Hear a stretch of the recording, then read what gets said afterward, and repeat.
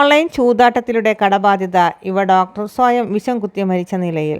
തമിഴ്നാട്ടിലെ കൊടൈക്കനാലിനടുത്ത് 29കാരനായ ഡോക്ടറെ മരിച്ച നിലയിൽ കണ്ടെത്തിയത്.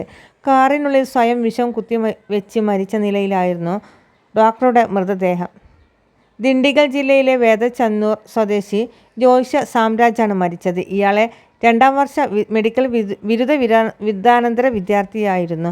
ഓൺലൈൻ ചൂതാട്ടത്തിലൂടെ ഉണ്ടായ വലിയ കടബാധ്യതയാണ് മരണകാരണമെന്ന് പോലീസ് പറയുന്നു.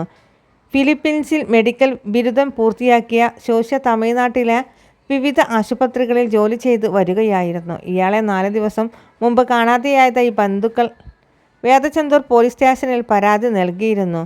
ഇതിനിടെ പൂമ്പാറയ്ക്ക് സമീപം ദിവസങ്ങളിലായി പാർക്ക് ചെയ്തിരുന്ന കാർ ശ്രദ്ധയിൽപ്പെട്ട പ്രദേശവാസികൾ അധികൃതരെ വിവരം അറിയിക്കുകയായിരുന്നു. പോലീസ് സ്ഥലത്തെത്തി നടത്തിയ പരിശോധനയിൽ കാറിനുള്ളിൽ ജോഷിയെ മരിച്ച നിലയിൽ കണ്ടെത്തുകയായിരുന്നു.